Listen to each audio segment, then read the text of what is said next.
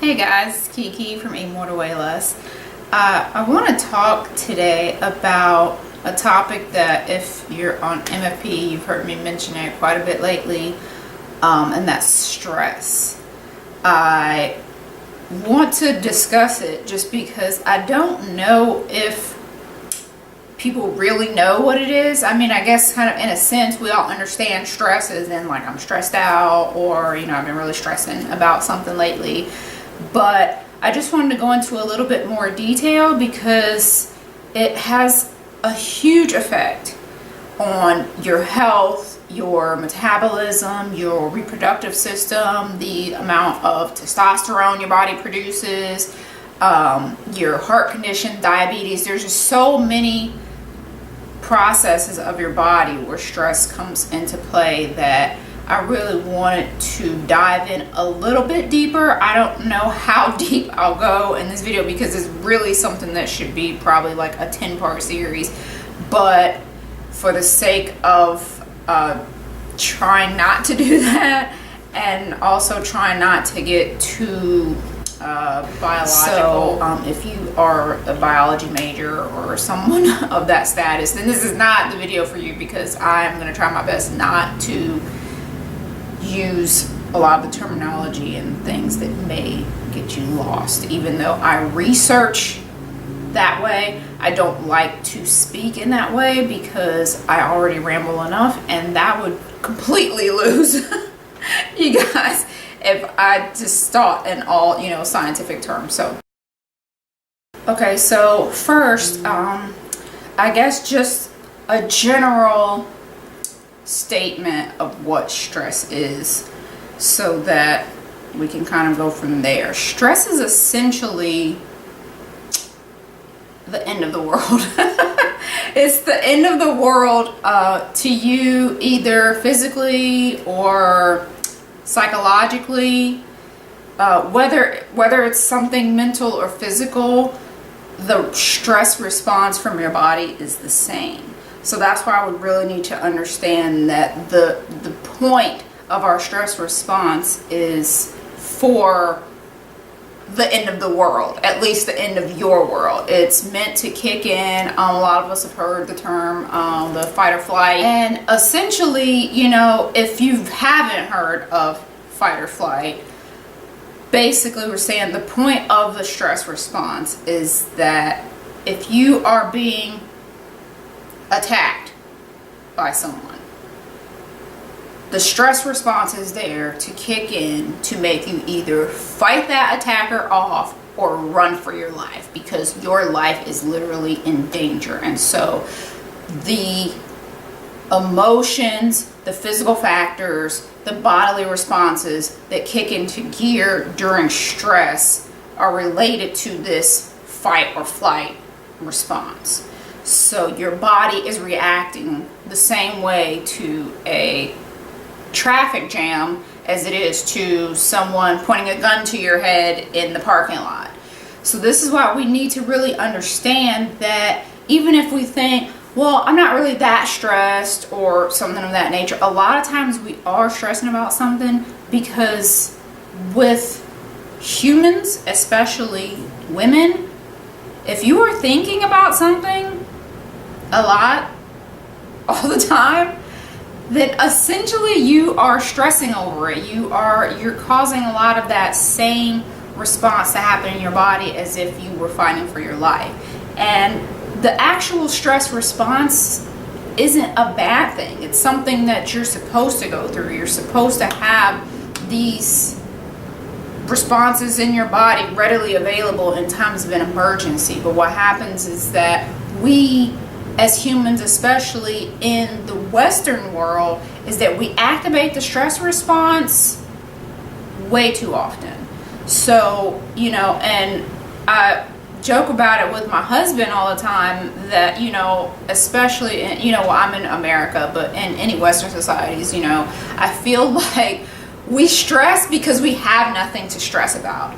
And if you're in a third world country, you're not stressing over whether or not you're getting to work on time, or if your mortgage is getting paid on time, or if you're in a traffic jam, or your teenage son that's driving you insane. You're not stressing over those things because you have real issues to stress about. There's pestilence, there's famine, there's diseases that you're dealing with that actually require the stress response. If something happens to you, if you are a mother of a child in a third world country and something happens to your child where that child is about to die, your stress response and that child's stress response are kicking in, and it's kicking in for a purpose. There are things that you need to do, whether you need to go out and find medicine for this child, or go out and find food for this child, or the child has to have their immune system at peak to try to fight off this disease that is happening. That is true reasons for the stress response to kick in.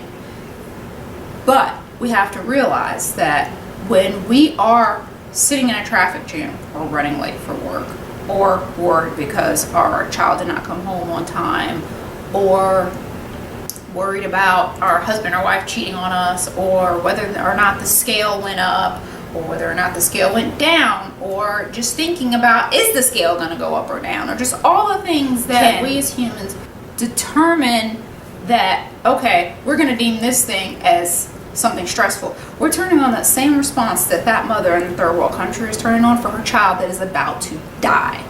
The same response that child is turning on because he is about to die.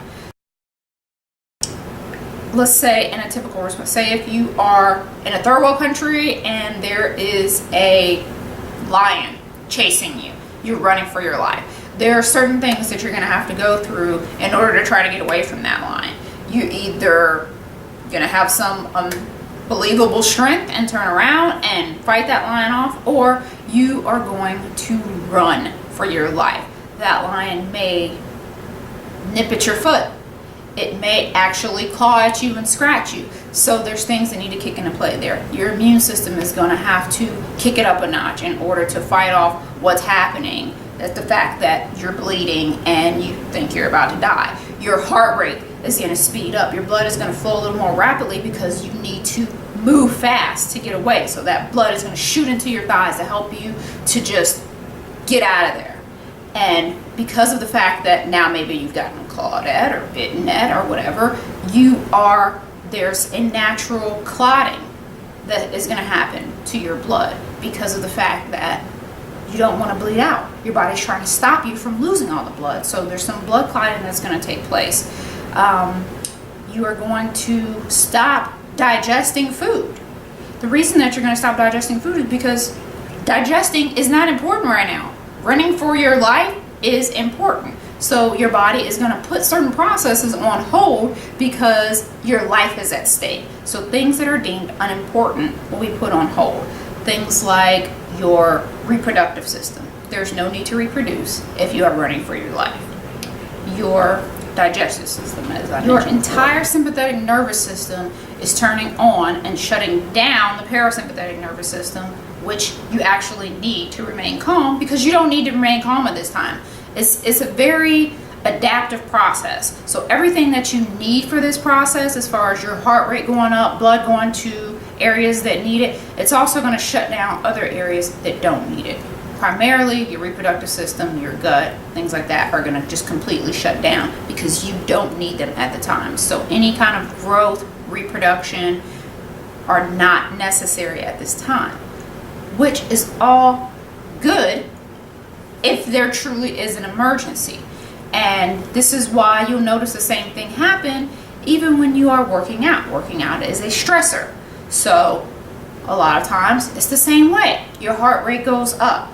If you're doing HIIT, you feel kind of pukish, you want to throw up when you're doing HIIT or a really, really intense exercise, because it's that same concept of your body is putting off things that are unnecessary based on what you're doing. It's adapting to what you're doing at that moment, which is fine for that purpose.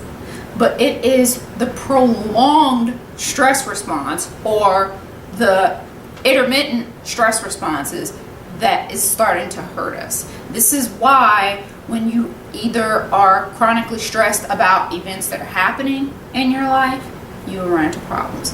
If you over exercise, you will cause problems. This is the reason why we will often, discourage people from doing the 2-a-days and, non-stop exercises, 2-3 hours a day of exercising, because exercise is a stressor. When you add that on top of any other stressors that you have going on in your life, you are setting yourself up for problems. If you elevate your heart rate for a short period of time, a lot of great things can happen. The adaptation response for these short stints of stress is a good thing for your body. The things that are happening are great, but it is the constantly elevated levels. It's when you do it over and over and over. If you're doing these high intensity workouts on top of just being a really high strung person in general, maybe you have a stressful job, maybe your kids stress you out, maybe your husband stresses you out, maybe your wife stresses you out, maybe you watch stressful movies, maybe you love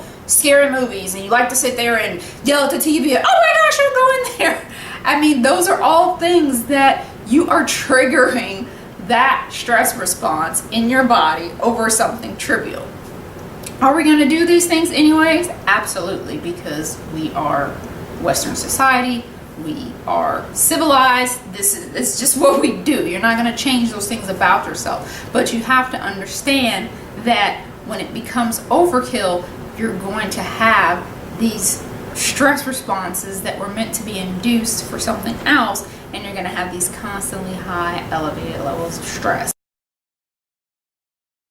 If you elevate your heart rate for a short period of time, that's one thing. When you keep it constantly elevated and that blood constantly pumping like that, then you're at risk for hypertension. If you elevate your glucose levels for a short time, because if you're doing these all-out sprints or running for your life type activities, then you are releasing glucose into your system. That's not a big deal for a short period of time. When you constantly go through that, you're going to be at higher risk for diabetes or insulin sensitivity. If you are trying to lower your calories or increase your calories or add in more exercise on top of everything else that you are feeling, you are just evoking this constant up and down stress response that is going to cause processes in your body to just start shutting down, these constantly elevated levels of stress. This is when you start releasing hormones into your body that don't have anywhere to go, because everything else is all full because you've just been releasing it constantly. So it's not necessarily the stress response that's such a bad thing. It's the constantly elevated levels of stress. So stressing about your weight and then adding more exercise is typically counterproductive. Stressing about your weight on the scale and then reducing your calories, there are multiple stressors because you may get stressed out because you're hungry. This is a part of that, what we were talking about when we say pick your stressor. Don't try to go all out, because typically that's when it backfires, because you're doing too much and you're evoking way too much of the stress hormones for just this little piece of your life. What about everything else that you have going on in your life? What about your job? What about your health? What about your family's health? What about your bills being paid? There's all these other things too that you will end up evoking this stress response for, and putting yourself at higher risk for diseases in reproduction, for metabolic damage, for diabetes, for hypertension. There's just so many things that will go wrong, and then you will start getting sick because you are exacerbating your symptoms with the stress, which will then 9 times out of 10 put you right back in that circle of stressing about something else. So I really want to dive deeper into the subject of stress and let you know exactly how it affects specific areas, exactly how it affects your metabolism, exactly how it affects your heart, exactly how it affects diabetes, and I'm talking about stress that is coming from any avenue. Anything from stressing about, maybe a car accident, a traffic jam, losing your job, a sick parent, whatever. I'm talking about stress in all forms, because it doesn't matter what form it's in, it all evokes the same stress response. Yes, there are different stress footprints that are being examined, but for the most part, they all evoke the exact same response, whether it's a stress that is deserving of it or something that's not. So I want to talk to you guys a little bit more about that, but I want you to understand upfront what I mean when I'm talking about stress. So that is all for now. I'm probably gonna make it into a semi-series. Like I said, I'm really gonna try not to keep it too many videos, just so that I don't bore you to tears. But it really is such a deep subject, and there's so many avenues about it that I think you guys should want to know more about. And then I also want to get into what we can do about it, what we can do about these constantly evoking these stress hormones, what we can do to lower stress in our lives in some ways, and what stressors we actually may want to welcome. So I hope that's something that you guys will be interested in. If so, make sure, if you are not already, subscribe so that you can get updates as I continue to post more videos about this. All right, guys, talk to you later. Bye.